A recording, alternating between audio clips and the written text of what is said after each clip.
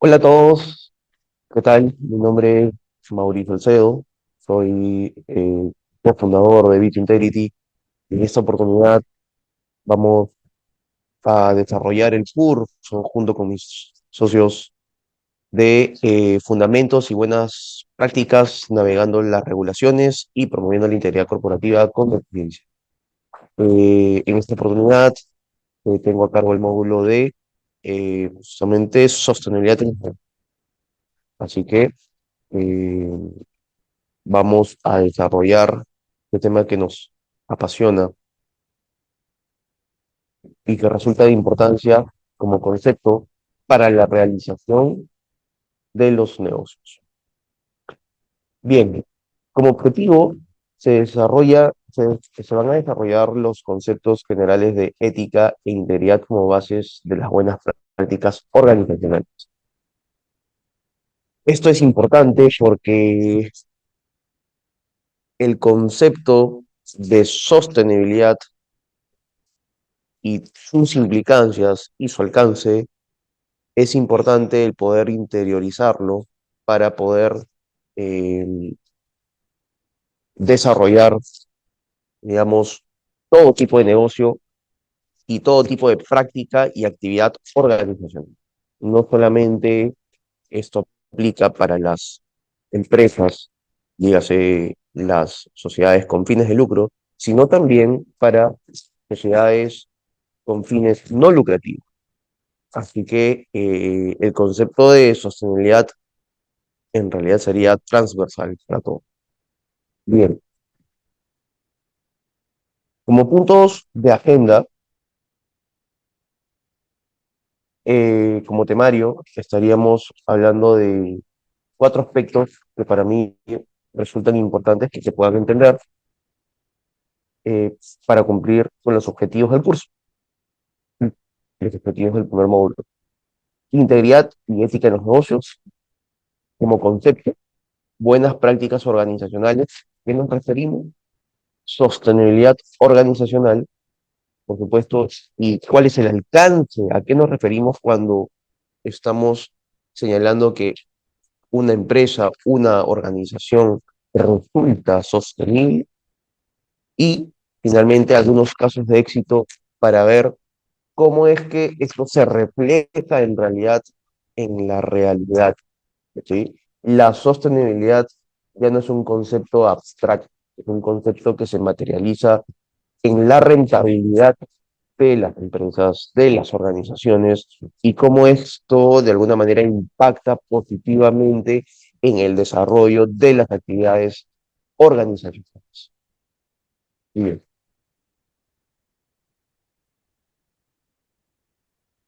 ¿a qué nos referimos cuando nosotros hablamos de integridad en las negocios?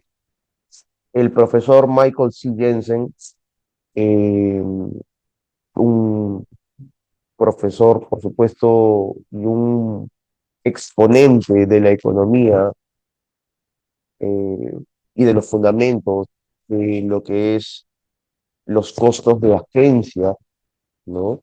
Él nos señalaba un poco que la integridad es cumplir la propia palabra y a tiempo.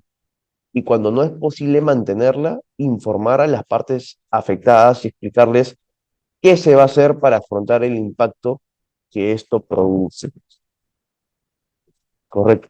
Es decir, cumplo con mi palabra y si es que no puedo cumplir con la misma y el compromiso al cual yo me he sometido, eh, me corresponde el poder informarte del por qué no lo he hecho y cómo, en todo caso, voy a tener algún tipo de plan de acción para poder subsanar y cumplir con mi palabra.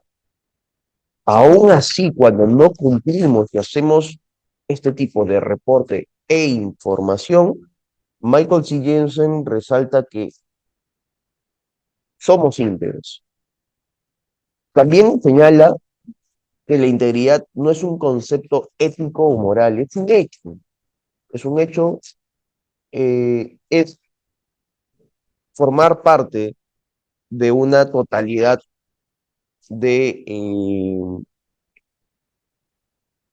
elementos, ¿no? Y esa totalidad de elementos integran un, un producto, ¿correcto? Un objeto, y están dispuestos de manera que cumplan el fin para que sea diseñado, es decir, que el objeto, por supuesto, pueda cumplir con el objetivo, pueda cumplir con los fines por los cuales fue constituido. En ese sentido, él, dentro de este ejemplo, para poder aterrizar el concepto, lo que hace es pone como caso el de una bicicleta, ¿no? Él dice, oye, las llantas, el timón, el cuerpo de la bicicleta hacen que en conjunto la bicicleta pueda llegar a un fin respectivo, o sea, pueda cumplir con su fin respectivo, que es ser utilizada como mecanismo de transporte, ¿no? Y él hace la paridad o la similitud, por así decirlo, de la integridad. Una organización que no tiene como componente esencial la integridad dentro de su actividad, no es un producto final, no es un producto íntegro, ¿correcto? No es un producto que termine siendo constituido en su totalidad. La integridad es un componente indispensable para la realización de las actividades organizacionales. También resalta lo siguiente, que me pareció importante de poder compartir con ustedes aquí. En la medida que la integridad disminuye, la oportunidad para el rendimiento, es decir, el conjunto de oportunidades para poder escalar, para poder desarrollar negocios, para poder cubrir eh, oportunidades de negocios, etcétera, disminuye. En sí, Michael C. Jensen, más allá de, por supuesto, compartir diversos tipos de eh, conceptualizaciones económicas y de mercado, sí se centró muchísimo en estudiar la importancia de la integridad en los negocios. Y esto es una realidad, la integridad no es algo abstracto, es algo que ahora, por lo menos en estos tiempos, se reconoce muchísimo. El impacto de la integridad es muy bien percibido en las organizaciones, y sobre todo si es que queremos ver algún tipo de reflejo inmediato, pues vamos a verlo en la rentabilidad de la empresa. Bien, algunos casos donde la integridad no fue parte de eh, el modelo de negocio de las organizaciones, por ejemplo, es un caso de estudio que se dio con Siemens.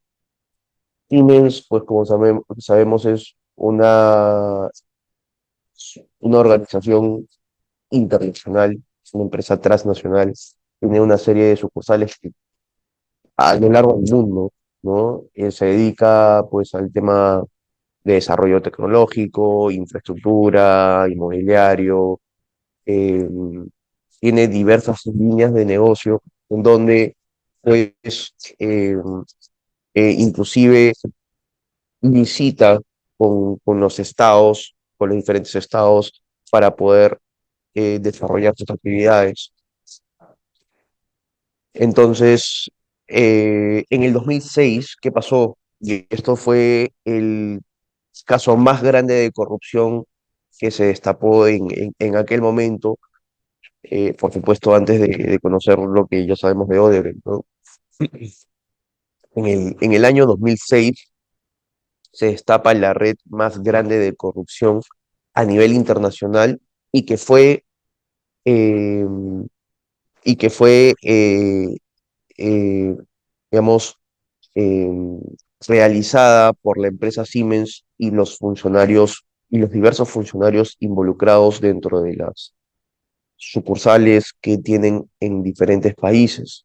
Como señalamos, más o menos en ese momento Siemens tenía más de 25 sucursales a lo largo del mundo y pues gran parte de estas sucursales en el mundo estuvieron implicadas en casos de corrupción, como señalaba, en tanto que había un contacto de licitación con el Estado, ¿no?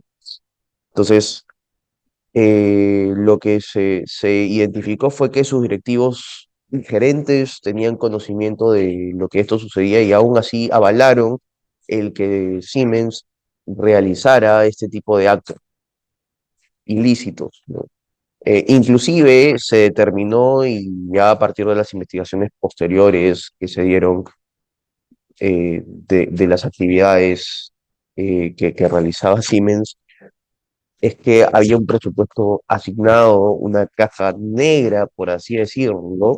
En donde ciertos directivos y ciertos apoderados, correcto, utilizaban estos fondos para poder sobornar a funcionarios estatales y así poder ganar las licitaciones que corresponden. Y bueno, ¿qué generó? Generó un daño reputacional increíble en Siemens, generó una pérdida millonaria y por supuesto también una sanción millonaria, ¿no? Que fueron básicamente 2.800 millones de dólares en sanciones, sin hablar del daño reputacional que a una gran empresa, a una gran empresa transnacional, casi la retira del mercado, ¿no? Entonces, lo que hizo Siemens en el tiempo fue un poco lavarse la cara, el implementar un programa de integridad, de compliance a todo nivel para poder, eh, para poder estar nuevamente en el mercado y señalar que mantienen negocios íntegros. En ese sentido, la integridad en los negocios es el concepto fundamental que nosotros deberíamos de entender para realizar prácticas y actividades organizacionales. No es, eh, es opcional, una, es un deber en realidad el tener prácticas de negocio y organizacionales basadas en la integridad. Ya el mercado lo exige y pues cuando uno se pone a revisar y analizar qué es lo que falló en el modelo de negocio de estas grandes organizaciones y estos grandes desastres empresariales a nivel internacional en los 90, en los 2000, ¿no? En la crisis subprime, por ejemplo, que fue en el 2007, ¿no? ¿Qué fue lo que falló? Falló justamente el poder aplicar la integridad en los negocios. Nada más que eso y sencillo. La integridad es un concepto muy importante dentro de la realización de las actividades organizacionales. Bien, ¿a qué nos referimos entonces cuando nosotros hablamos de ética en los negocios? Es el mismo concepto que la integridad, son conceptos distintos. Bien, cuando hablamos de ética en los negocios, es toda una ciencia que se ha desarrollado en los últimos años, y es que se puede entender ética en los negocios como el conjunto de principios, valores y normas que orientan y definen el actuar de los trabajadores y las actividades organizacionales a todo nivel. Es la convicción de aplicar la integridad en cada decisión que tomamos a favor de la organización. Debe ser parte de la misma cultura organizacional, debe estar interiorizado este concepto para cada decisión que se pueda tomar en favor de la organización. Y aquí viene un poco la disyuntiva, ¿no? Oye, si yo ya tengo un código de ética organizacional, ¿significa que yo ya soy ético? ¿Soy responsablemente ético en los negocios? ¿Se puede entender de esa manera? Y la respuesta es no. La respuesta es no, porque un documento no refleja lo que es tu cultura organizacional. Tu cultura organizacional tú la vives en el día a día, tu cultura organizacional tú la demuestras con tus acciones, con decisiones. Entonces, tú no puedes decir que un código de ética es el reflejo de tu cultura organizacional si es que no lo llevas a la práctica. El código de ética es un buen elemento, es un buen inicio para que tú puedas decir que te guías, te orientas de esta manera y, por supuesto, bajo indicadores concretos y criterios establecidos, tú puedes demostrar que tu cultura organizacional se basa en estas prácticas, en estos lineamientos.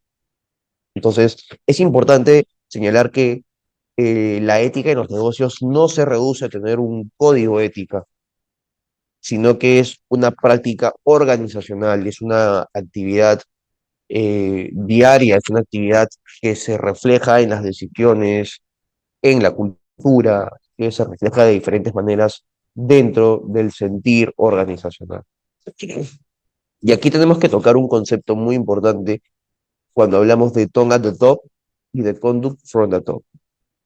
Son términos en inglés que significan, oye, el tono viene desde arriba y en el caso del tone at the top y el that conduct from the top que tiene que ver con el ejemplo viene desde arriba. ¿A qué nos referimos que el ejemplo o el tono viene desde arriba? Es que son los líderes de la compañía, son los directivos de la compañía, son los accionistas de la compañía o de la organización, los que eh, justamente con su accionar demuestra, demuestra el valor y el compromiso con la integridad en sus actividades. ¿Sí? Entonces, eh, debemos de entender que los líderes están en permanente observancia.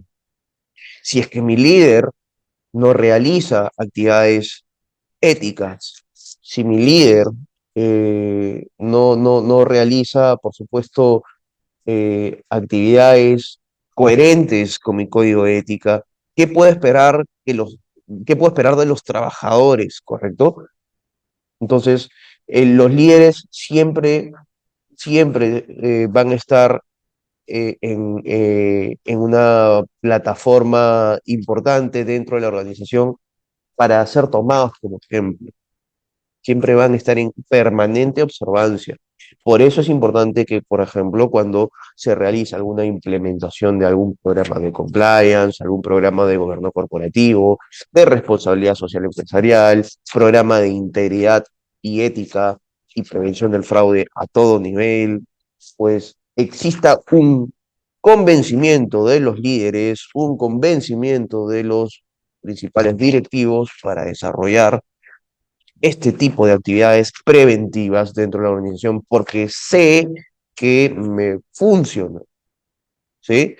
Porque sé que esta es la línea que quiero seguir para la organización, correcto. Entonces, es importante el poder resaltar este tipo de compromiso de la alta dirección, el compromiso de los principales gerentes de la compañía para desarrollar cualquier tipo de programa de integridad, cualquier tipo de buena práctica organizacional. Es importante que exista un convencimiento desde arriba para poder bajarlo a los trabajadores de las diferentes líneas de negocio. Bien, ¿a qué nos referimos cuando nosotros hablamos de buenas prácticas organizacionales? Cuando nos referimos a buenas prácticas organizacionales son el conjunto de actividades positivas, por supuesto, que pueden estar o no reguladas internamente, pero que se han integrado de alguna manera en la cultura organizacional, en el ADN. No hay una obligatoriedad de hacerlo y sin embargo se realiza por un tema de conciencia. Correcto.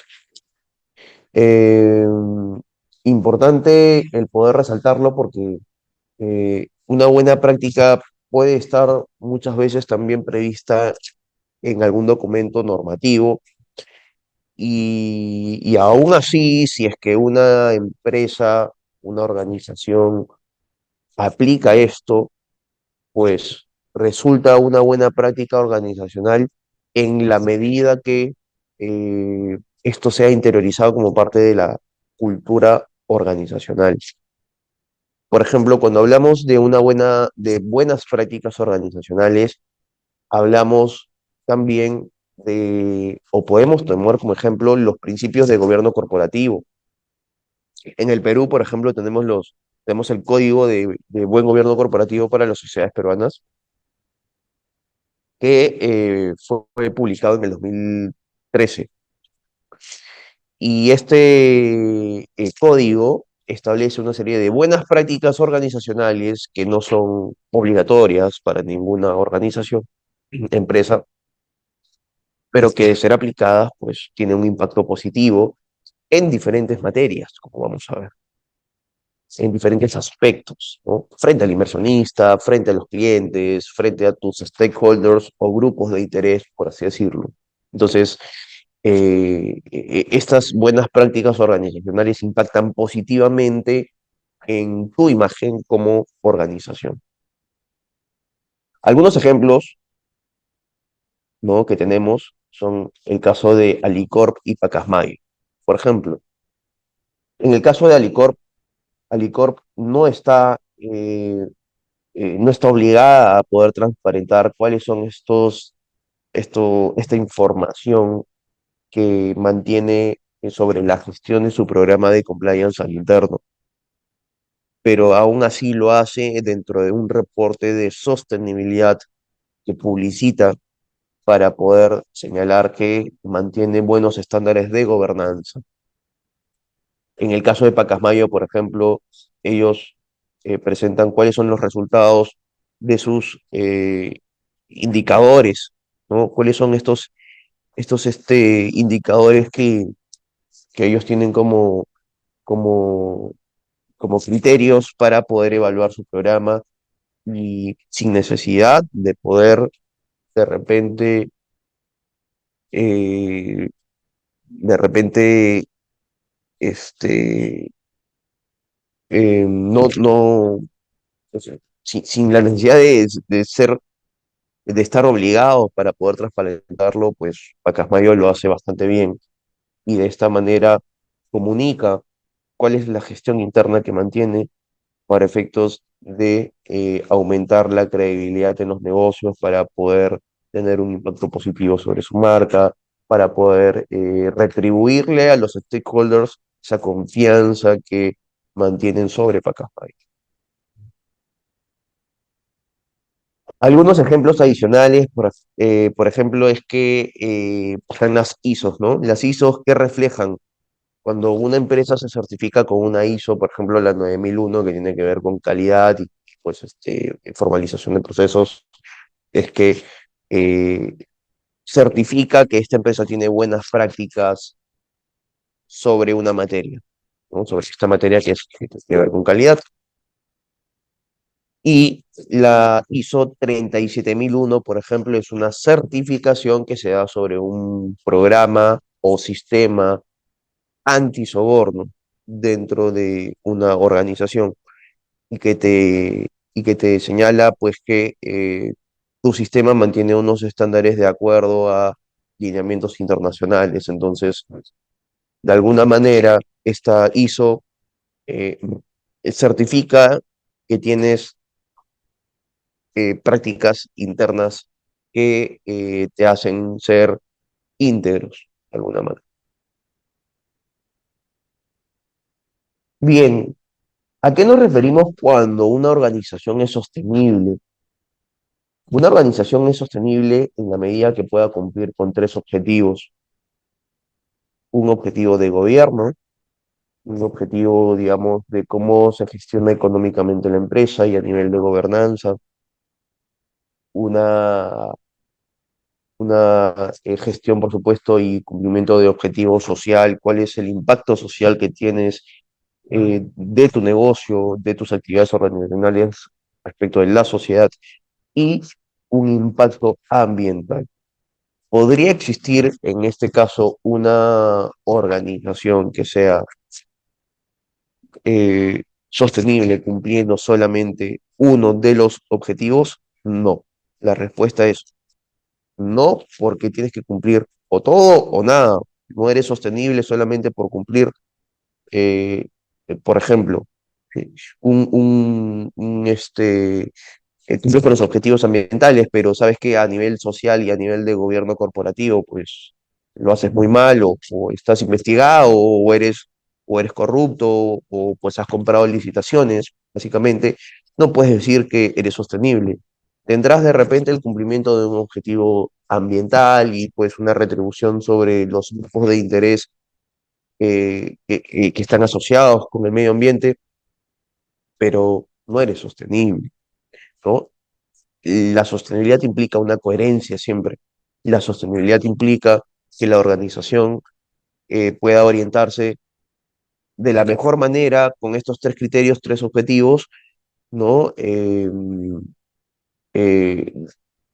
al desarrollar los negocios. Y pues, como hablábamos, el cumplimiento de estos objetivos debe ser parte del enfoque y la gestión organizacional. Es muy importante que el cumplimiento de estos objetivos sean interiorizados como parte de el desarrollo organizacional, ¿no? Si es que queremos hablar que una organización es sostenible, pues necesariamente estos tres objetivos deben ser cumplidos. A esto nos referimos en las siglas, muchas veces, de ESG, ¿no? Environmental, Social and Governance, ¿sí? O ASG por sus siglas en español, ambientales, sociales y de gobernanza, ¿no? Pero lo encontrarán bastante común en muchos artículos, lecturas, publicaciones en redes sociales, que el concepto más aterrizado pues con este anglicanismo que, que- que corresponde es ESC. Bien, pero cuando hablamos de sostenibilidad es algo abstracto. ¿Cómo se puede ya ir aterrizando un poco en base a los conceptos que señalan las organizaciones que están acreditadas, las organizaciones que son, digamos, marcan las pautas a nivel empresarial? En ese sentido tenemos a la OCDE, ¿no?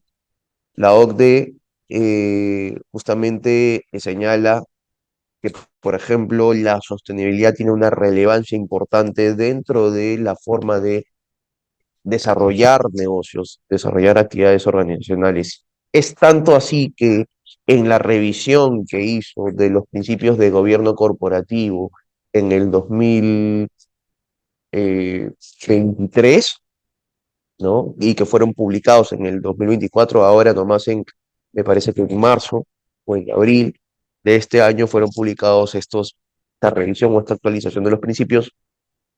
Por supuesto, la OCDE señala que los principios ayudarán a dar respuesta del creciente papel de los inversores institucionales mediante el fomento de códigos de buenas prácticas y la revelación de conflictos de intereses por parte de los servicios de asesoramiento como asesores de voto y los proveedores de índices basados en datos ambientales, sociales y de gobernanza.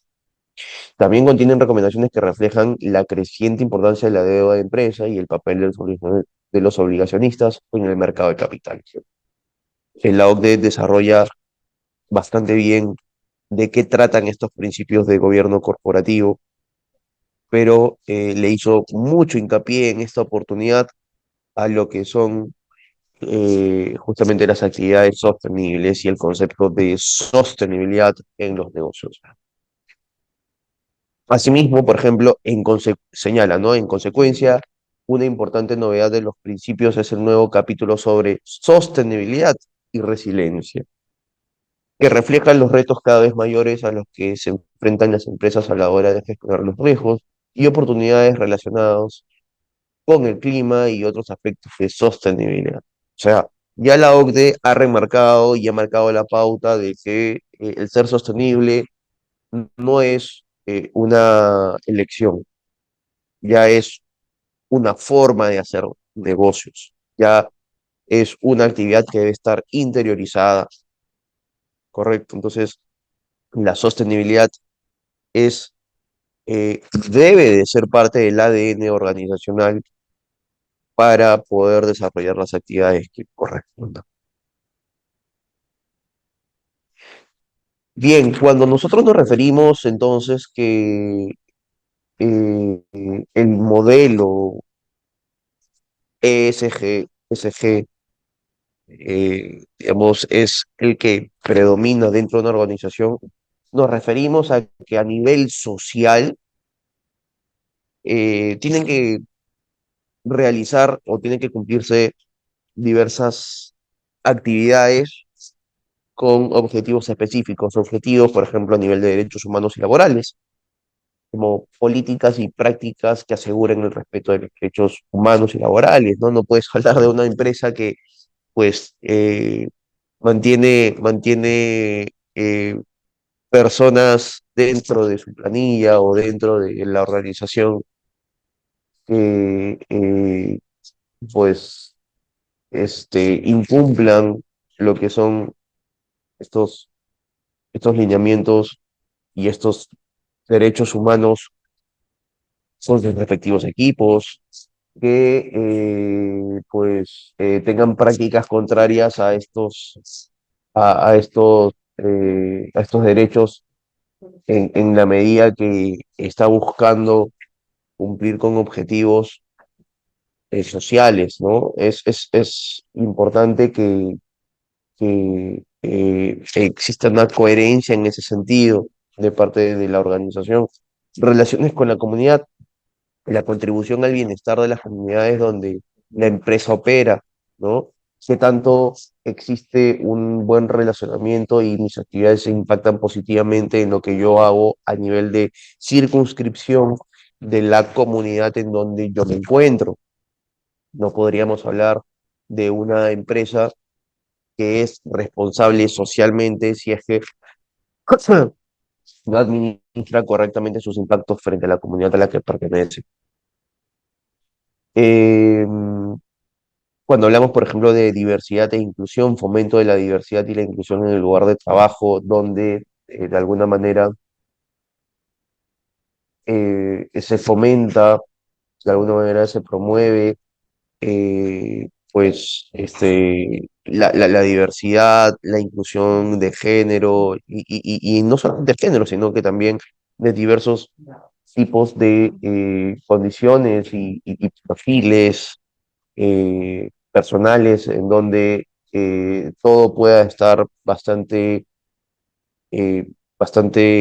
por así decirlo, alineado, ¿no? Dentro de una cultura organizacional donde pueda existir una, una dinámica respetuosa a pesar de que existe diversos tipos de opiniones, pensamientos, eh, filosofías de vida, y eso implica también, por supuesto, de cómo tú cómo tú entiendes, ¿no? A nivel te entiendes a nivel de género, etcétera. Entonces, es mucho respeto y mucho entendimiento a nivel de diversidad e inclusión dentro de la misma organización para tú poder entender que eres una persona socialmente responsable.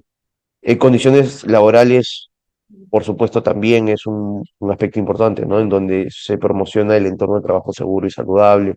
Eres una persona que le retribuye a su trabajador este, eh, este respeto, esta confianza que el trabajador tiene sobre la empresa donde labora, ¿no? Es, eh, eh, donde realiza su jornada laboral para poder desarrollar sus actividades. De alguna manera, lo mínimo que uno puede hacer como empresa es brindarle las condiciones suficientes para que pueda realizar sus labores de manera correcta y debida. Entonces, esto nos hace decir que somos una organización responsable socialmente, ¿sí? Bajo el modelo ESG.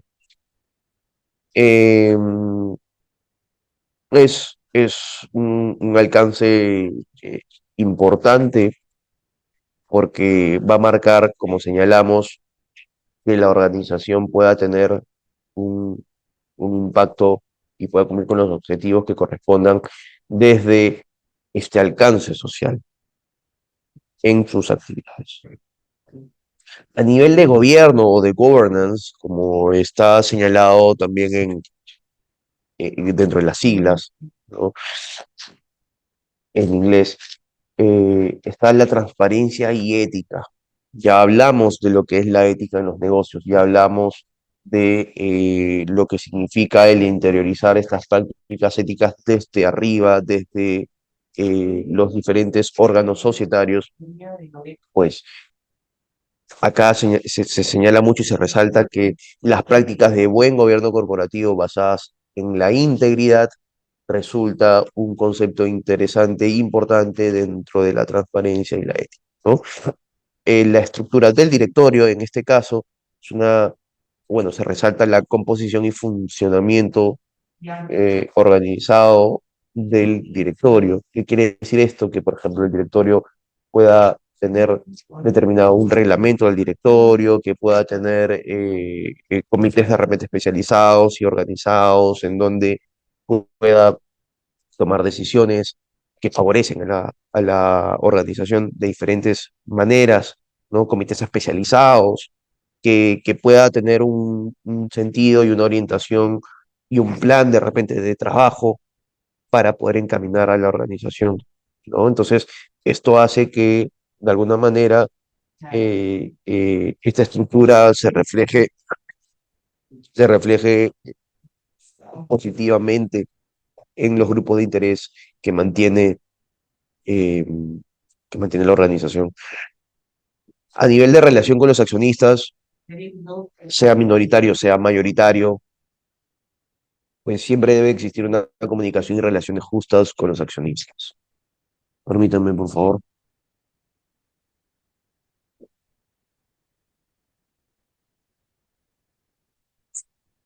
Bien. Y pues determinarse cuál es esta dinámica en relación con los accionistas, la información que se le debe dar cada vez que el accionista me lo pide, la forma de cómo yo organizo y sintetizo la información de relevancia, que sea razonable y que sea sobre todo fidedigna para efectos de que el accionista tome decisiones o las mejores decisiones en favor de la organización. Todo eso debería estar bastante pauteado y por último, y no menos importante, los temas de riesgo y cumplimiento, ¿no? La gestión de riesgos, la gestión integral de riesgos en una organización es muy importante para poder tomar las mejores decisiones.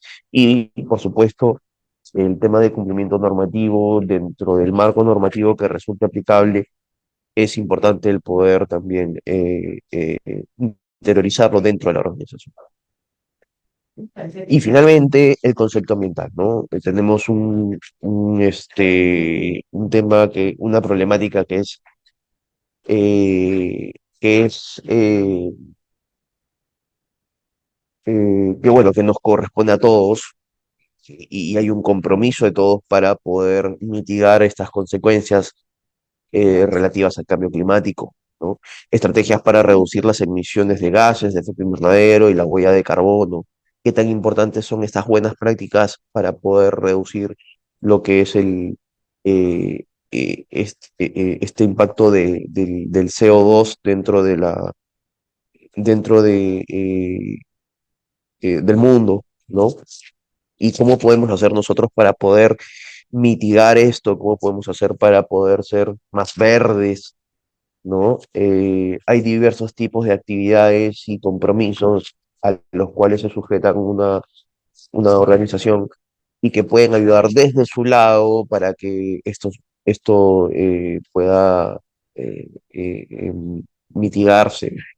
Gestión de recursos naturales, el uso eficiente del agua, la energía y otros recursos naturales, la contaminación de residuos, ¿no? En donde la minimización de la contaminación y gestión adecuada de los residuos, pues, permiten decir que una empresa es responsable ambientalmente. Bueno, ¿qué beneficios en sí trae el modelo de Environmental, Social and Governance o ambiental, social y de gobernanza? Pues acceso a capital, sin lugar a dudas, hay una mejor óptica, perspectiva del inversionista para poder invertir, ¿no? Financiar a la empresa, por supuesto. Hay una mayor resiliencia, es una mejor gestión de riesgos y adaptabilidad al cambio, que es un poco lo que ya empieza a determinar la OCDE en los principios de gobierno corporativo, por ejemplo, que dentro de esta sección importante y nueva que precisa en la actualización de los principios que comento. La reputación y marca, por supuesto, mejora la imagen corporativa, da te da pues un impacto distinto dentro de las actividades y dentro de la sociedad donde te desarrollas, porque obviamente eres una organización que está cumpliendo con los criterios esperados a nivel social, a nivel, a nivel ambiental y a nivel de gobernanza, por lo tanto, eres mejor visto y respetado, ¿no?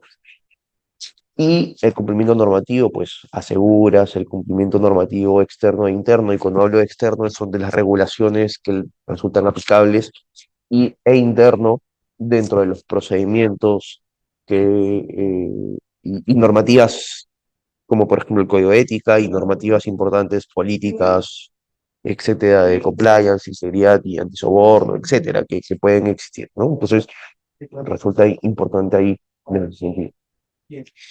¿Cómo poder, cómo poder de alguna manera reflejar y cómo hablamos nosotros de poder aterrizar todos los conceptos que pueden resultar abstractos de alguna manera? Pues aquí les comento que eh, el aplicar el modelo de negocio, el modelo organizacional basados en los criterios ESG, de alguna manera te hacen ser rentables, ¿no? Y qué mejor que los índices de la Bolsa de Valores de Lima, en donde se, se, se considera el cumplimiento de estos criterios ESG, ¿no? En ese sentido, la Bolsa de Valores de Lima señala que el índice justamente el de Perú General de ESG ha sido diseñado para reflejar el desempeño de las acciones de aquellas compañías que pertenecen al índice S&P, ¿no? S&P de Perú General y que cumplen con los criterios ambientales, sociales y de buena gobernanza corporativas definidos por S&P en su evaluación de sostenibilidad empresarial. Y en el reciente reporte que hubo de la Bolsa de Valores de Lima, existen diversas empresas de diferentes rubros, por supuesto, que han reflejado una buena práctica corporativa en materia de ESG.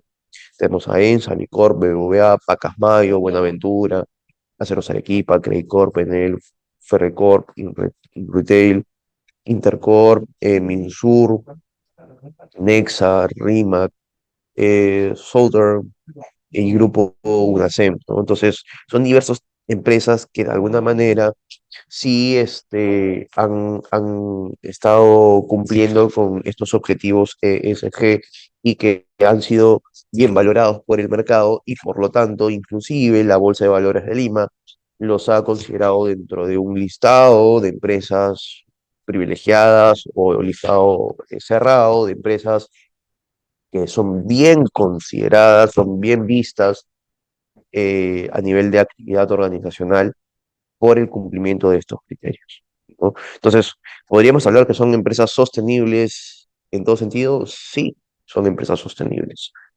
Y por supuesto, en los módulos siguientes vamos a ver ya más a detalle cómo es que desde el lado de governance, de gobernanza, un programa de cumplimiento normativo, un programa de gobierno corporativo, un programa de compliance, un programa de integridad, eh, y pues en especial los programas de compliance, que es materia de este curso,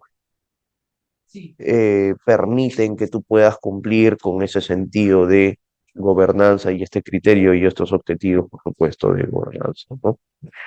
Bien, bueno, eh, por mi parte, eso es lo que tenía para poder desarrollar en esta oportunidad respecto al módulo uno y encantado de que puedas acompañarnos también en los siguientes módulos donde se desarrollarán conceptos de relevancia. Muchísimas gracias.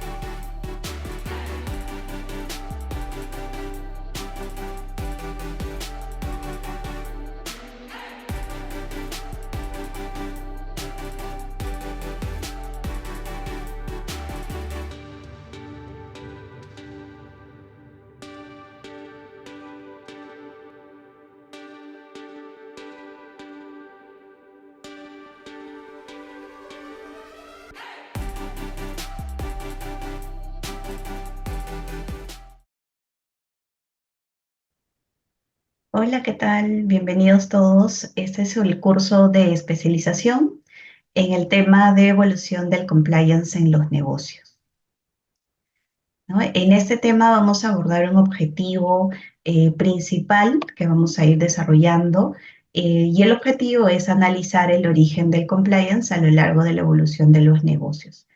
De hecho, vamos a tener que revisar también algunos hechos históricos que nos van a ir dando las pautas de cómo ha ido evolucionando en materia de compliance y cómo es que actualmente también ha tenido o tiene, mejor dicho, un enfoque mucho más amplio, ¿no?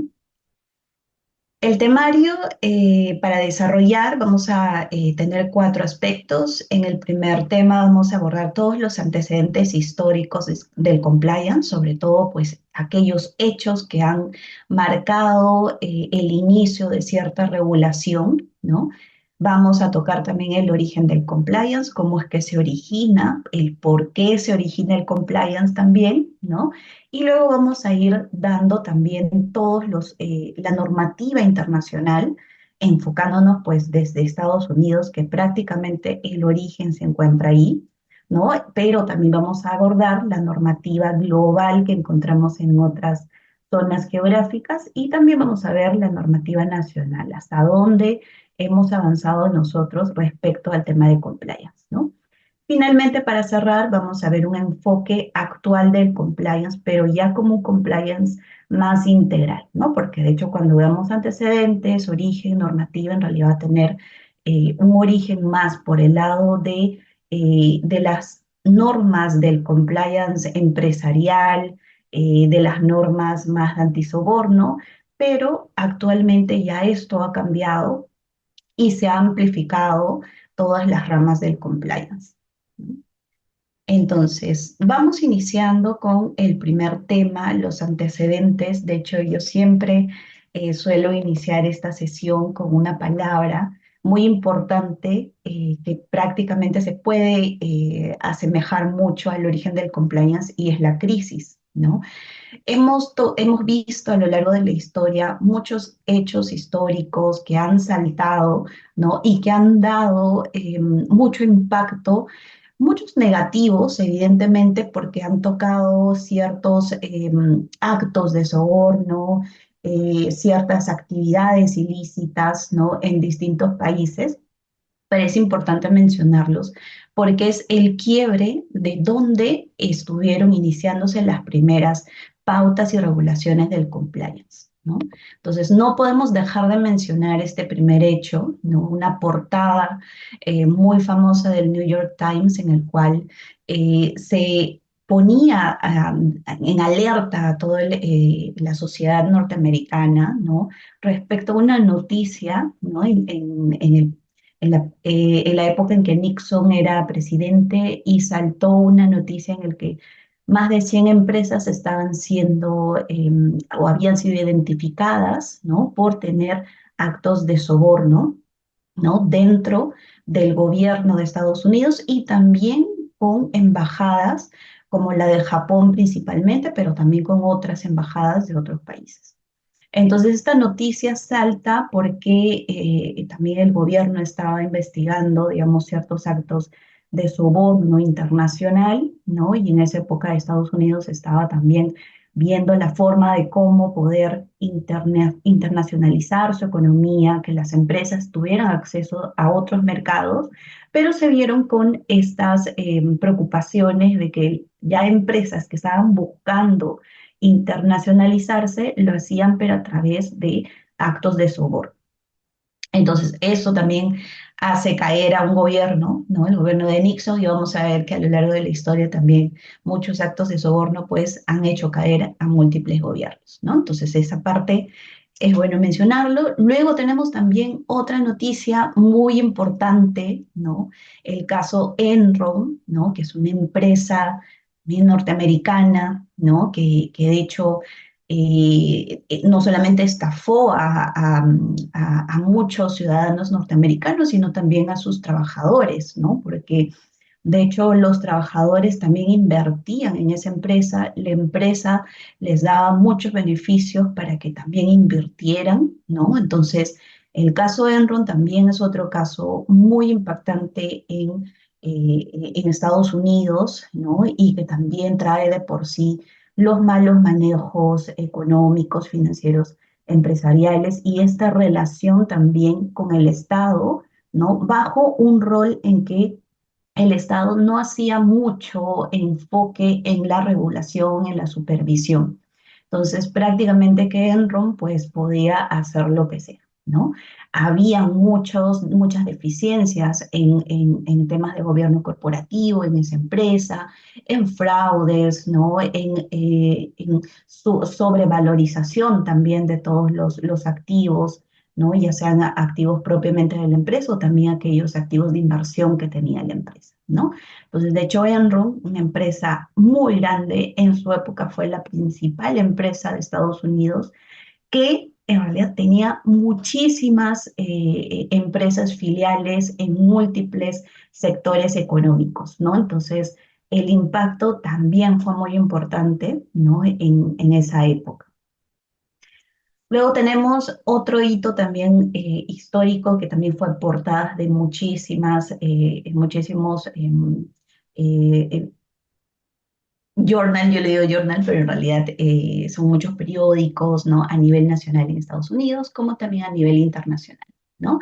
Entonces, la caída, digamos, de la burbuja inmobiliaria que trajo consigo también un shock económico en Estados Unidos, ¿no? La quiebra de muchos bancos, muchas empresas también que estaban alrededor de todo este ecosistema, ¿no? De la burbuja inmobiliaria también trajo consigo, ¿no? Una caída económica y el que también replanteó a que el gobierno pudiera establecer nuevas medidas de supervisión, ¿no? Entonces, vemos que a lo largo de estas tres noticias, tres hitos históricos muy importantes, ¿no? Va a haber detrás evolución del compliance, que lo vamos a ver más adelante, ¿no?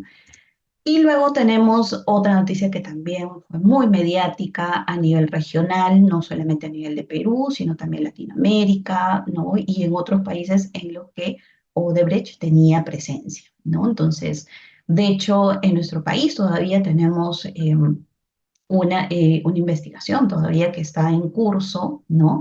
Y tenemos también mucha información respecto de estos actos de soborno que realizó Odebrecht acá en nuestro país, ¿no? Entonces, vemos quizá un hilo en común de estas noticias, ¿no? En el que estaba involucrado, ¿no? Una empresa, ¿no?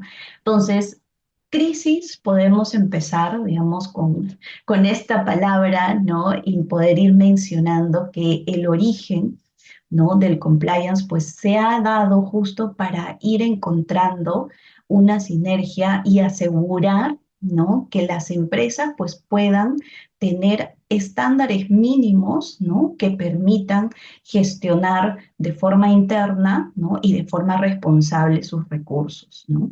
No cayendo en actos delictivos, en actos de soborno, cumpliendo con la normativa, ¿no? Etcétera. Lo vamos a ver más adelante, de hecho, ¿no? Entonces, el origen del compliance propiamente tenemos que es un concepto que tiene sus raíces en el ámbito financiero, como lo vimos al inicio, ¿no? Especialmente en Estados Unidos y con la promulgación en 1977 del FCPA o el Foreign Corrupt Practices Act, ¿no? Buscaba combatir la corrupción y la contabilidad inadecuada por parte de las corporaciones estadounidenses en el extranjero. Entonces, de acá un poco recordando esta primera noticia de Nixon, ¿no? Que de hecho ese fue la situación, ¿no? En la que Unidos dice, no, yo tengo que establecer un lineamiento para que las empresas puedan tener transparencia en sus actividades y sobre todo en su contabilidad, ¿no? Y sobre todo el objetivo principal era combatir la corrupción, ¿no? Como les mencionaba, en esa época para las empresas de Estados Unidos era muy común pagar sobornos. Era un concepto que estaba ya adherido a la práctica empresarial en Estados Unidos, ¿no? Entonces era tan normal que así como las empresas pagaban a sus trabajadores, a sus proveedores, ¿no? También pagaban sobornos a funcionarios, ¿no? Extranjeros para poder llevar a cabo sus negocios fuera del país. Entonces, de hecho, esto sí viene detrás de una investigación que realizó el gobierno, ¿no? Y es ahí donde nace esta primera norma, ¿no? Que como vemos, básicamente el objetivo era combatir la corrupción y puntualmente la corrupción internacional, ¿no? Y también de la mano transparentar la contabilidad de las empresas, porque antes no habían lineamientos mínimos de contabilidad para que las empresas pudieran transparentar sus operaciones, ¿no? Y de hecho por eso existían también más facilidades para realizar actos de soborno, ¿no? Entonces el FCPA, digamos que es la primera norma que da inicio al compliance. Pero acá todavía estamos en una etapa muy inicial, ¿no? Con un enfoque más financiero y contable, ¿no? Y de transparentar esa información, ¿no? Pero quedémonos con esta norma que es, digamos, el origen, ¿no? Entonces, no podemos hablar de compliance o del origen del compliance sin dejar de mencionar el FCP, ¿no? Entonces, como el origen, de hecho, está en Estados Unidos, tenemos que ir viendo también cómo es que la realidad de Estados Unidos, estos hechos históricos que mencionábamos al inicio, pues han ido fortaleciendo, ¿no? Y han ido generando una evolución en materia de compliance en este país, ¿no? Lo mencionábamos, el FCPA nace en 1977 con el gran escándalo del Watergate, ¿no? Que es todo el ámbito y todos los actos de corrupción en el gobierno de Nixon, que termina con la caída de este presidente, ¿no? Y con las famosas portadas que les estaba mencionando al inicio, ¿no? Entonces, el FCPA es la primera norma antisoborno, ¿no? Luego, en 1985, nace COSO. De hecho, COSO también es una institución que va a iniciar, ¿no? A establecer lineamientos, ¿no? De buen gobierno, ¿no? Para las empresas. Entonces, recién nace COSO ahí, pero COSO ya ha ido especializándose en la actualidad. Existen diversos lineamientos internacionales, ¿no? El COSO-RM es uno de ellos, ¿no? Pero desde 1985 también empieza con ir estableciendo estándares internacionales, ¿no? Para poder dar buenas prácticas empresariales en gestión de riesgos, en buenas prácticas para las finanzas, para la contabilidad, etcétera, ¿no? Entonces, COSO nace en 1985. Luego en el 2001, con este caso que les mencionaba del escándalo de Enron, también se empieza a hablar, necesitamos tener una ley más fuerte o más complementaria del FCPA, ¿no? ¿Por qué? Porque ya había evolucionado, ¿no? El FCPA les mencionaba que solamente estaba enfocado en combatir el antisoborno y sobre todo el antisoborno internacional, ¿no? Entonces, con el caso Enron, pues fue muy mediático también, ¿no?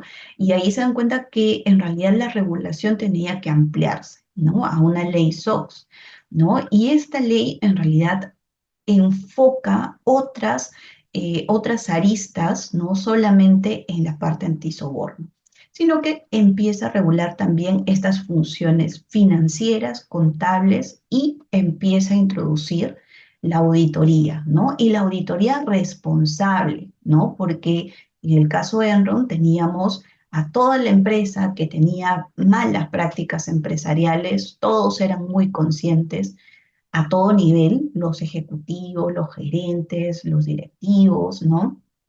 A todo nivel estaban muy conscientes que ejercían actividades, ¿no? Que no eran lícitas o que no eran transparentes, ¿no? Pero con la ley SOX ya se empieza a fortalecer esta regulación, ¿no? Para poder ser más conscientes en las funciones financieras, contables y sobre todo en la auditoría, ¿no? Porque ojo que en el caso de Enron también ellos tenían auditoría. ¿no?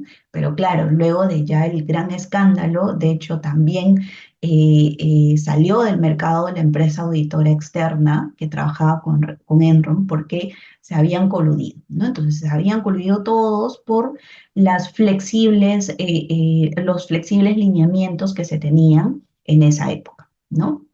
Entonces, la ley SOX empieza a fortalecer, digamos, y complementar también el FCPA, ¿no? Y luego empieza también a salir en 2008, ¿no? Basilea, ¿no? O, digamos, estos lineamientos para poder tener controles, ¿no? Para abordar las crisis financieras, ¿no? Y sobre todo bancarias, ¿no? Entonces, la crisis financiera del 2008, que fue digamos, explotó con la burbuja inmobiliaria y vimos, pues, muchas noticias que quebraron varios bancos, entre ellos el Lehman Brothers, ¿no? Entonces, hubieron muchos bancos que quebraron y empresas también financieras. Entonces, ya sabemos también que si una empresa financiera o bancaria pues quiebra, no solamente afecta económicamente a la sociedad, sino también evidentemente a las personas que tienen, ¿no? sus ahorros, sus inversiones en esas entidades, ¿no? Entonces, en el 2008 Basilea empieza a sacar, ¿no? lineamientos adicionales para poder fortalecer también las prácticas corporativas, pero de los bancos, ¿no? Entonces, en el 2008 sale este Basilea 2.5, ¿no? En el que se enfoca en poder establecer lineamientos de capital idóneo o mínimo para las empresas bancarias, que también se enfoquen en el riesgo, es decir, que evalúen, ¿no? los productos internamente también, ¿no? Con un enfoque de riesgos, que también puedan revisar y hacer seguimiento a su liquidez interna y también que revisen el mercado, ¿no? Recordemos que la crisis financiera o la burbuja inmobiliaria pues no se era tan responsable respecto de todos estos lineamientos, ¿no? Entonces, si bien es cierto, quizá pues sí, estas empresas o estos bancos tenían un capital muy fuerte, sacaban al comercio, sacaban a la sociedad, pues, productos financieros que no tenían ninguna evaluación de riesgos, ¿no? Ni tampoco de impacto hacia el mercado, ¿no? Entonces, esta norma de Basilea, si bien es cierto, estaba muy enfocado en poder fortalecer los lineamientos de los bancos, fue también una arista adicional que hizo que el compliance evolucionara un poco más. Y yo creo que desde acá también es cuando el compliance tuvo un enfoque más financiero y bancario, ¿no? Y a nivel mundial también, si volteamos en esa época, en los 2000, pues quienes más hablaban de compliance en cualquier país del mundo eran los bancos y las instituciones financieras. ¿Por qué? Porque tenían que cumplir esta regulación internacional, ¿no? Un hecho también muy importante es que en esta época se empieza a hablar de un compliance officer, ¿no? Esta figura pues ya también marca un hecho muy importante en compliance, porque si bien es cierto, antes solo se hablaban de lineamientos generales, en esta época ya el compliance tiene una relevancia, vamos, un poco más importante porque se le asigna un responsable, ¿no? Este compliance officer pues empieza a aparecer con la función justo de velar por el cumplimiento de todo el sistema de compliance que tenga la institución, ¿no? Entonces, de compliance officer no solamente se enfoca en la implementación, sino también en dar continuidad en el seguimiento, en la aplicación de todos los estándares de compliance, ¿no? Y de hecho también monitorear, ¿no? Entonces, podemos ver también que el compliance officer pues no es una figura tampoco tan actual, ¿no? Como podríamos deducir, pero ya en el 2008 es cuando se empieza a hablar de este rol, ¿no? Luego por el 2020 empieza a producirse más regulación, ¿no? Pero enfocada más en la sanción. ¿no? En el 2020 por ahí aparece el FCPA, pero una segunda edición, fortaleciendo pues esta primera versión de 1977, ¿no? Luego también el US Department of Justice, en la sección o división de criminalidad, pues empieza también a sacar programas de compliance, ¿no? ¿Por qué? Porque ya empiezan también a ver que luego de toda esta evolución que tuvo Estados Unidos en materia de compliance y a nivel internacional y local, ellos también empiezan a sacar programas para que el propio gobierno empiece, ¿no?, a poder fiscalizar oportunamente, ¿no?, eh, la, la implementación de los aspectos del compliance, ¿no? También la ley Magnitsky, que también ayuda muchísimo a poder darle este impulso a la implementación y la fiscalización, ¿no?, en Estados Unidos respecto del compliance, ¿no? Ojo que acá todavía estamos hablando, ¿no?, de una etapa inicial en la que surgió de prácticas antisoborno y luego ha ido escalando, ¿no?, a prácticas financieras, contables, ¿no?, y que también el gobierno ha ido incidiendo en la parte de fiscalización, ¿no? Pero de hecho acá no salimos todavía de la parte financiera, ¿no? A nivel mundial, ¿qué tenemos? La OCDE también, o la OCDE, ¿no? Empieza a sacar también lineamientos para poder establecer o implementar prácticas de anticorrupción, ética y compliance, ¿no? En 1997 establece un convenio de lucha contra la corrupción de agentes públicos extranjeros en las transacciones comerciales internacionales, ¿no? Entonces, también la OCDE en sus inicios empieza a sacar estos lineamientos más enfocados en la lucha contra la corrupción, ¿no? Y sobre todo, pues, de funcionarios públicos que puedan estar teniendo una participación a nivel internacional, ¿no? Entonces, nace de esta corriente también de Estados Unidos de poder establecer prácticas antisoborno internacional, ¿no? Pero la OCDE no se ha quedado atrás. Ha ido sacando mucha más regulación en temas de compliance. Podemos encontrar también lineamientos anticorrupción, como el que vemos en la pantalla también de ética, ¿no?, de compliance a nivel general, de tax compliance, ¿no?, de environmental compliance, ¿no? La OCDE ha sido una de las instituciones que ha sacado más lineamientos y que ha ayudado justo a diversificar, ¿no?, la materia del compliance, ¿no?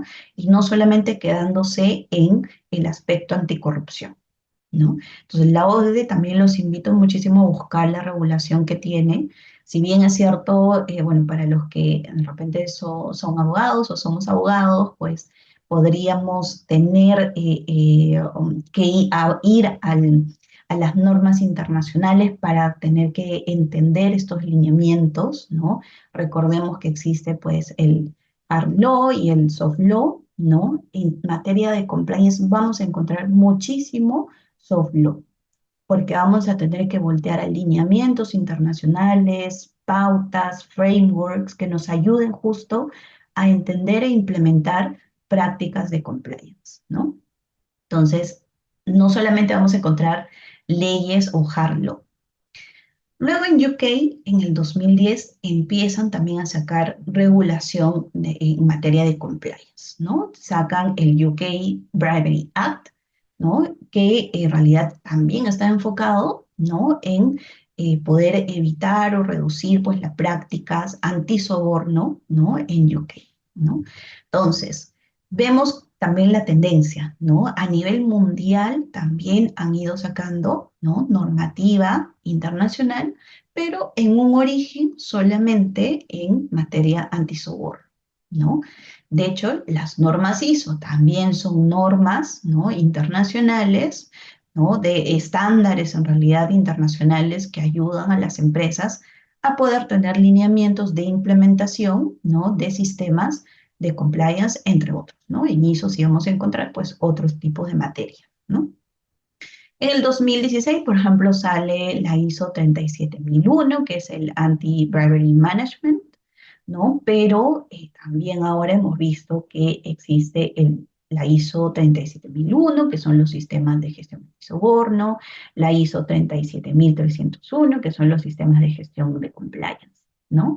Entonces, ISO ha ido sacando muchos estándares que han ayudado a fortalecer la implementación del compliance, ¿no? En realidad, entre la OCDE y la ISO son las instituciones donde más podemos encontrar lineamientos, ¿no? Para poder implementar, ¿no? Desde no solamente prácticas antisoborno, sino también prácticas de cómo introducir la ética en los negocios, el compliance en general, ¿no? El compliance regulatorio. De hecho, hay una reciente ISO también que nos da los lineamientos de cómo implementar una línea ética, ¿no? Que de hecho la línea ética es uno de los componentes importantes de los sistemas de compliance, ¿no? Entonces, vamos a ver que a nivel mundial también ha ido evolucionando, ¿no? La regulación en materia de compliance, ¿no? Y vamos viendo que el origen también ha sido muy similar para todos, ¿no? En las prácticas antisoborno, ¿no? Y luego volteamos a Perú, ¿no? De hecho, en nuestro país también hemos tenido, ¿no? Un origen muy similar, ¿no? Y cuando hablamos de Perú, pues debido ya a nuestro sistema regulatorio, tenemos que enfocarnos en las normas, ¿no? Las leyes. Y nosotros tenemos la ley 30424, ¿no? Que fue publicada el 21 de abril del 2016, ¿no? Luego, en el 2018, ¿no? Nace, o mejor dicho, se publica, ¿no? Un decreto legislativo que modifica algunas cosas de la ley 30424. El 2 de agosto del 2018 sale otra ley que también amplifica un poco la ley 3424. El 9 de enero del 2019 sale recién el reglamento, ¿no? Y en el 2023, que es la última y la más reciente modificación a la ley 3424, ¿no? Entonces, ¿qué es lo importante acá de tener estas fechas? Imagínense, desde el 2016, cuando salió la ley 3424, ¿no? Recién tuvimos que esperar hasta el 9 de enero del 2019, ¿no? Para poder implementar o empezar a implementar, ¿no? De una forma más organizada una ley, ¿no? De responsabilidad penal para personas jurídicas, pero que básicamente era una norma antisoborno, ¿no? Y un poco podemos ver cómo ha ido evolucionando, ¿no? Nace la ley 3424, pero solamente para combatir las prácticas de cohecho activo transnacional, ¿no? Se les hace muy, muy similar, ¿no? Al FCPA de Estados Unidos, ¿no? En el que hablamos de evadir o de tener lineamientos para no incurrir en prácticas antisoborno internacional, ¿no? Entonces, imagínense, nosotros en el 2016 tomamos prácticamente el enfoque del FCPA de los años 70 de Estados Unidos, ¿no? En el 2018 se amplifica más las tipologías de delitos de esta norma, ¿no? Ya no solamente el cohecho activo transnacional, sino el cohecho a nivel general con todas sus derivaciones, ¿no? Con todas sus subtipologías delictivas, ¿no? Colusión, tráfico de influencia, lavado de activos y financiamiento del terrorismo, ¿no? Entonces, amplifica un poco más los delitos que van a estar en esta norma, ¿no? Hasta la última del año pasado, ¿no? En la que se incorporan 30 delitos nuevos, ¿no? En el año 2023. Entonces, esta evolución de nosotros también es muy similar. Como ven, iniciamos con las prácticas antisoborno a nivel internacional, pero luego hemos ido incorporando pues más delitos, ¿no? Entonces, veamos también cómo va evolucionando esta norma para nosotros. De hecho, recordemos que también la SMB, que está teniendo en realidad un protagonismo respecto de impulsar que las empresas puedan establecer estos lineamientos, ¿no? No hay que olvidarnos que estos todavía son de adhesión voluntaria, ¿no? Las empresas en el Perú no están obligadas a implementarlas, si no es porque en realidad sean conscientes de que efectivamente esta norma va a agregar un valor para la actividad económica que realiza, ¿no? Y que de hecho también les va a servir como un respaldo, ¿no? De tener lineamientos que en caso quizás la empresa o los funcionarios, ¿no? de la organización o la alta dirección pues se vean involucrados en cualquiera de estos delitos, ¿no? Entonces también hemos ido evolucionando porque en el año 2016 pues más se hablaba de esta norma de responsabilidad administrativa para personas jurídicas, ¿no? Pero ahora ya está teniendo una connotación muy distinta, más amplia, ¿no? No solamente hablamos de soborno ahora en la ley 3424, ¿no? Sino que estamos hablando de un modelo, ¿no? De prevención del delito, ¿no? Y también guarda relación con el enfoque actual, porque se han incorporado pues 30 nuevos delitos. Entonces ahora la empresa va a tener que evaluar también, ¿no? Cuál es su exposición a esos delitos, ¿no? Y establecer los lineamientos internos para poder, ¿no? Y controlar, mejor dicho, ¿no? La omisión de algunos lineamientos que los lleven a cometer aquellos delitos bajo la ley 3424, ¿no? Entonces es muy importante tener en cuenta también cómo en nuestro país hemos tenido que también tener esta norma y ahora yo creo que viene en adelante otra evolución más, ¿no? De poder ser conscientes a nivel empresarial, ¿no? Y que todas las organizaciones pues también tomen en cuenta esta ley y más empresas se adhieran a esta, ¿no? En la actualidad podemos ver que sí hay empresas que son más conscientes, que deciden adherirse a perdón, a esta ley, ¿no? Y establecer estos lineamientos, pero lo importante es que también esto se vaya difundiendo más, ¿no? Y que más empresas estén interesadas. Entonces, ya podemos ir viendo cómo es que ha ido cambiando actualmente el compliance, ¿no? Bueno, durante los años 80 y 90, el marco del compliance se expandió más allá del ámbito financiero y anticorrupción, ¿no? Incorporándose los sectores como medio ambiente, salud, seguridad del trabajo, entre otros, ¿no? De hecho, también acá podemos hablar materia de protección de datos personales, ¿no? Y de hecho con la tecnología ahora también está teniendo mucho más relevancia la protección de datos personales, ¿no? Entonces, el enfoque actual del compliance ya está pasando de ser solamente, ¿no? Un enfoque de regulación, ¿no? O de prácticas financieras y de anticorrupción a incorporarse a un compliance más integral, ¿no? En el que las empresas, las organizaciones, ¿no? Y no olvidemos que el Estado también, porque el Estado puede tener empresas estatales, tiene ministerios, instituciones, ¿no? Que también pueden implementar prácticas de compliance, ¿no?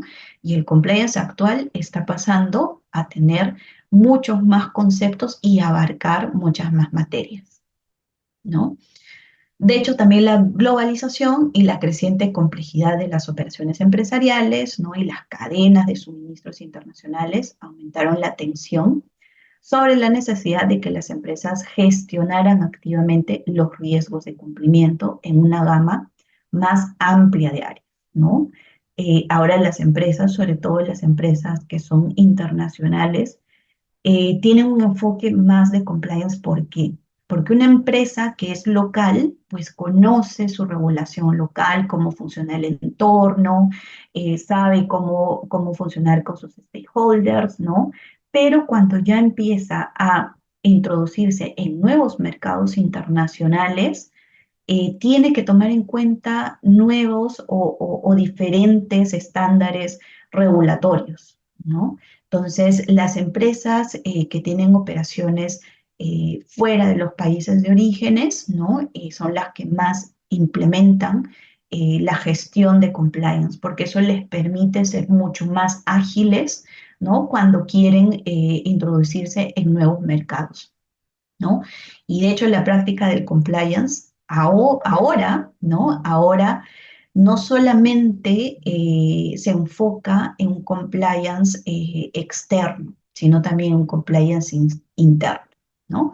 Entonces, podríamos decir que el enfoque actual del compliance en realidad es no solamente cumplir con las normas, las leyes, ¿no?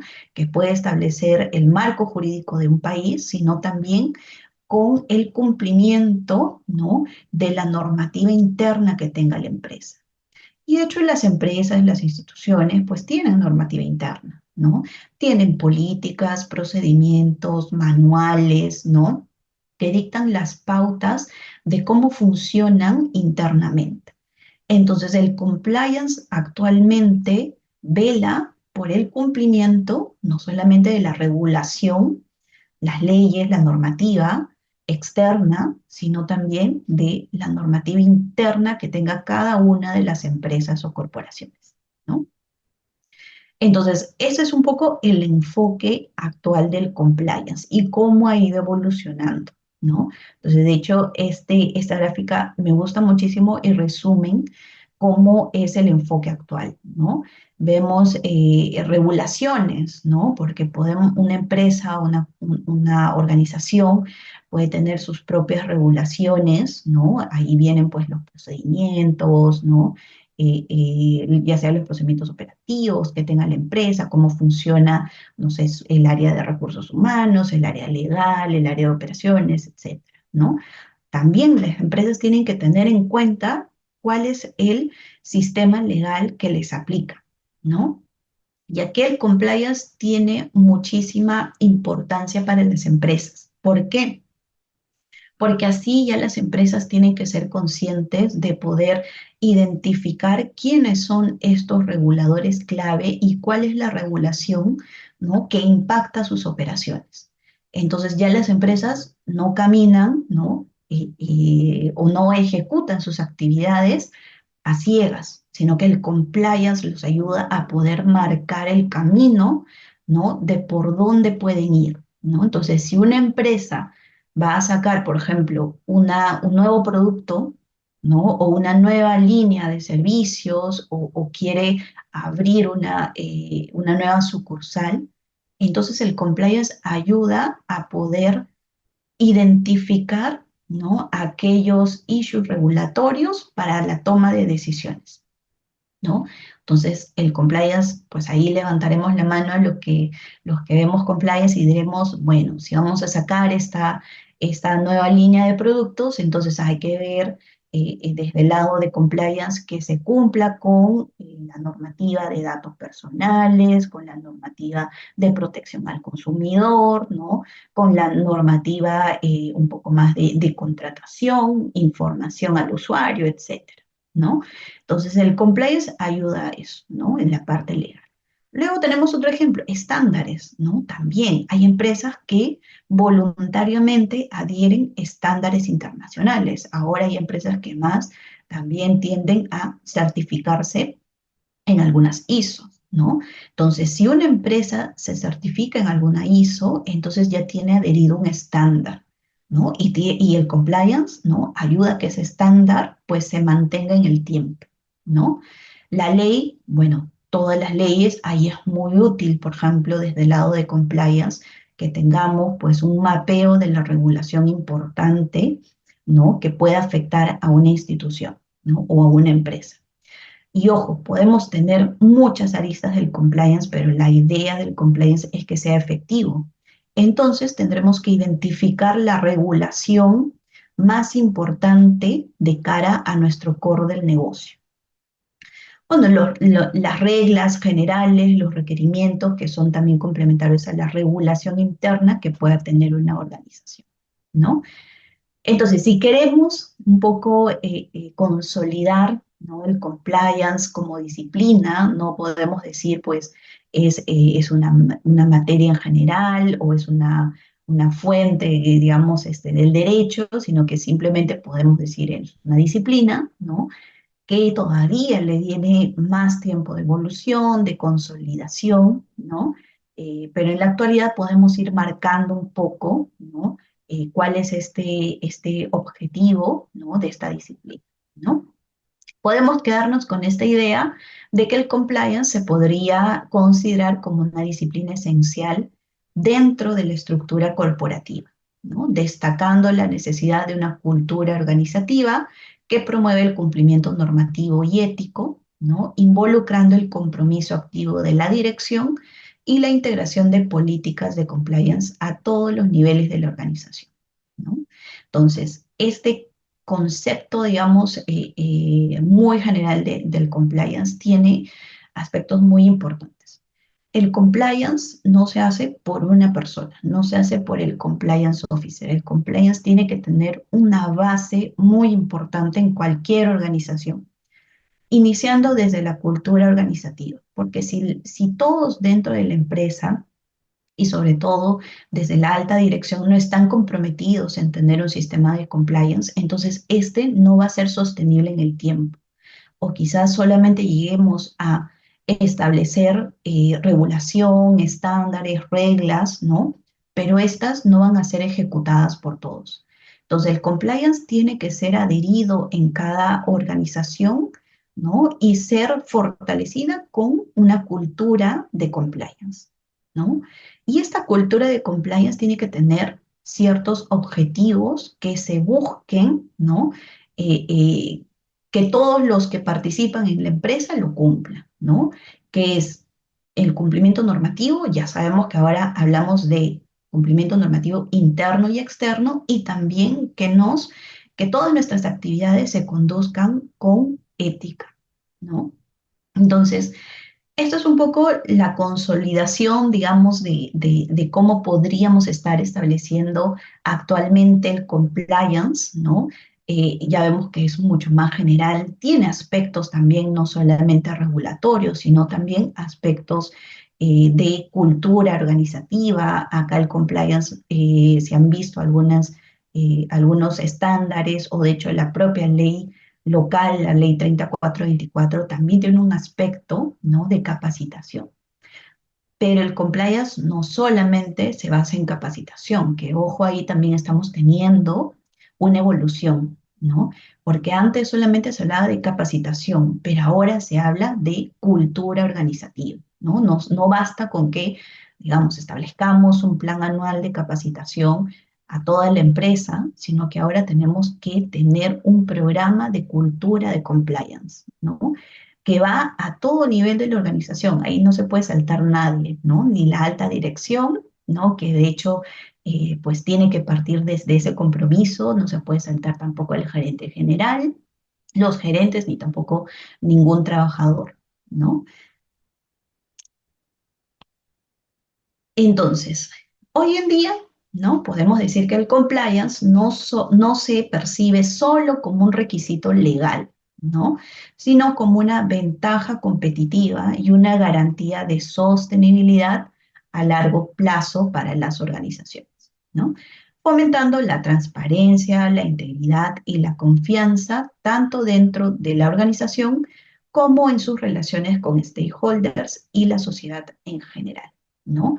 Y de hecho, este enfoque actual es el que ahora, digamos, nos interesa y que tenemos que ser más conscientes. Ya hemos dejado de lado, ¿no? De este origen que veíamos de solamente prácticas antisoborno, sino que ahora el compliance tiene que verse, de hecho, como una ventaja competitiva para las empresas. Porque si una empresa que tiene muy adherida la cultura de compliance, ¿no? Pues va a estar en línea con sus stakeholders, con sus trabajadores, con los reguladores, ¿no? Con sus consumidores también, ¿no? Con sus clientes, y eso le va a generar una sostenibilidad, es decir, esta empresa pues va a tener mejor gestionados sus riesgos, ¿no? Entonces hace sostenible en el tiempo. Y de hecho, desde estos 2 últimos años, pues ya el compliance también está teniendo, ¿no? Un enfoque también en el medio ambiente, porque cuando hablamos de stakeholders, también debemos hablar, ¿no? De cómo la empresa, pues, puede tener un impacto en el medio ambiente, ¿no? Y es así que al tener un compliance muy integral, pues podemos lograr que una empresa sea sostenible a largo plazo, ¿no? Y no olvidarnos, ¿no? Que de hecho los pilares del compliance, pues tiene que ser la transparencia, la integridad y la confianza, ¿no? Y así, pues, de hecho, se va a generar, ¿no? Una mayor rentabilidad también para que las empresas puedan ser sostenibles en el tiempo, ¿no? A través de estas prácticas de compliance. Perfecto, hasta acá hemos terminado. Muchas gracias por su atención.